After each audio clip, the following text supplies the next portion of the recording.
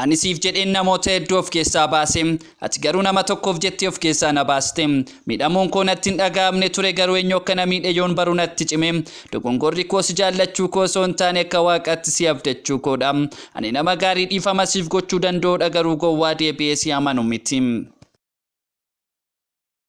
Farda gurraacha lagarra kaachisaniin qoricha naaf hawwite si nyaachisaniin. Qoricha naaf hawwite sanoo dhagee meessittaa tolu shaggee biyyaa si ba'e. Ofiisaa yoo tole malee durbaddeessaa naramaniin dubbiin ammaa irra keessam kan giddiitta seenaniin. Kaleessa qooticha buunee xaafii dallaa jala meesuu bareedduu soo gidda huumee gaarii sarbaa jala beekum. Iyaaseenis emmoleenis aadaa keenyaam si jaalleenis jibbeenis fedhii keenyaam. Callisuu koo keessa wantoonni hin dubbanne baay'een akkuma jiranii, kolfuu koo keessas dhukkubni ani hin dubbanne baay'eetu jiru. Namoota gammachiisuuf jedhes wantan booritti gaabbuu hin hojjedhu. Ani ofiif qaalii waan ta'eef namni tokkollee jireenya koo irratti akka harka dhiqatu hin fedhu. Ani nama tokko wajjin dorgommii keessa hin jiru. Eenyuun iyyuu caaluufis hawwii tokko iyyuu hin qabu. Ani kana yaalaa jiru ofuma koosa kaleessaa caalee argamuuf. Inni amma keessa jiru immoo rakkina osoo hin taane daandii jireenyaa dirqamanii keessa darbuu qabudha malee. Kanaaf iyyuu deemsa koo hin dhaabuu fuuldurattan deemam.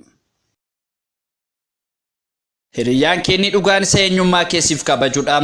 Yeroo ati qalbii dhabduttu hiriyyaatti caalchisee qalbii si dhabsiisu osoo hin taane hiriyyaa qalbii sitti deebisu michoonfadhu.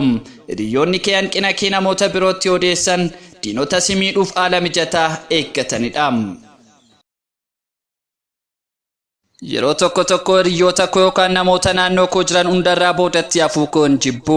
Sababni isaas fageenya dheeraa gara fuulduraatti darbachuu fi gara duubaatti tarkaanfachuun barbaachisaa waan ta'eef guutummaatti akkan bilchaadhuuf dirqamaan jira. Hanga carraan naaf dhuftuuttis carraaqii koo hin dhaabu. Kanaafuu addunyaa kanarratti warri carrooman warra carraaqanidha malee warra hawwanis miti. Jedhaniif osoo hin taane gadameessa kee boraafadheensi keessatti of argee Igaaf lafee kee fudheen irra eenyummaa koo bare. Idda handhuura koon sirraa sooradheen naannamummaan koomame. Burqaa nagaa koo naaf taate waa biigaafa rakkina. Hunduma isaa obsitee hunduma isaa dhoskitee naaf caalte qaroo koo shemama. Egaa uumaa gaditti heenyuree simboonuuf jajumsaa koo si malee haadha koo. Hindubbadhu hunduma saayyuu nan obsas nan dhoksasi. Gochaa fi jecha keesseenaadhaaf oliin kaa'u gubeen daaraa godhee of keessaa baasa malee gaabbiidhaan guutamees taa'ee quban nyaadhu. Sababni isaas jiraachuuf jecha soon argu akkan argiin osoon dhaguu akkan dhaga'een hin taa'am. Kanaafiyyuu waan fedhe yoo ta'e ani dhimma hin qabu. Ilaalchi nama kamiiyyuu nan dhukkubsu.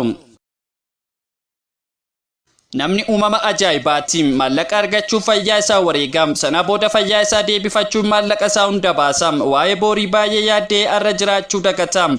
Bu'aan isaa hin jiraatum. Arras ta'e boor namni akka waan yoomiyyuu hin duuneetti deemam. Garuu guyyaa tokkollee osoo hin jiraatiin ni du'am. Addunyaa kanarratti dhukkubni amaan kaanserii caalu nama dorgomuudha. Ati kaayyoo kan biraaf uumamte inni kaanis akkasuma kaayyoo isaa galmaan gaachuuf addunyaa kanarraa asiif achi jooree jawwaraa oola. Ati nama kamiin iyyuu hin dorgomiin. Jireenya kee malee lafa kanarraa namni si fakkaatu hin jiru. Namni abjuu keessiif dhugoomsu tokko iyyuu hin jiru. Suma ofii kee malee. Maaliif akkan sitti jijjiirame na gaafachuun kee dura maal akka nagootee of gaafadhu. Dhiifama gaafachuun guddummaa yoo ta'u dhiifama abdatanii nama gaddisiisuun garuu xinnummaadha. Ani honnee koo irraa dhiifama siif godheera. Sababni isaas kan akka kee na aarsu kan akka kee mataa na dhukkubsu hin jiru. Garuu kanan akka kee jaalladhus hin qabu. Eeyyannaafoon bareechin bakka awwaalcha koonaa nyaatu allaattiin bakkeetti. Boostees naan gadoodiin mararteetiin saganna waamte. Du'a koos dhageessee firaaf alagaa hin waamini. Teessees yeroon alakkoo ta'e dhinaaf hin xuuxini. Ammeenya koo dhoskitee gaarummaa koo naan leellisini. Baras na alakkoo ta'e waadaa naaf hin seenini. Anis mul'ata qaba mul'ata dhuunfaa koo. Ganamaaf galgalas kan ta'e jiru koo.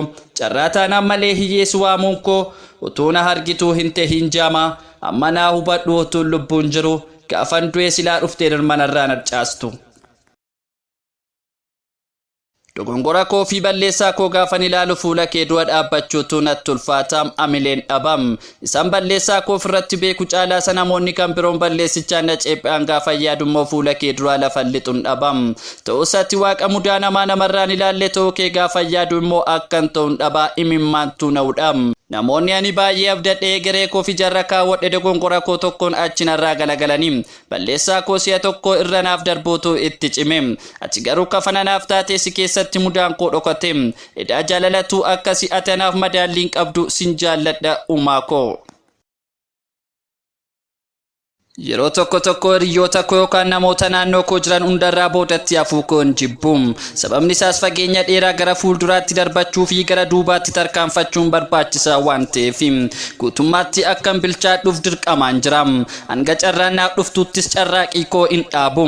Kanaafuu addunyaa kanarratti warri carrooman warra carraaqanidha malee warra hawwanis miti.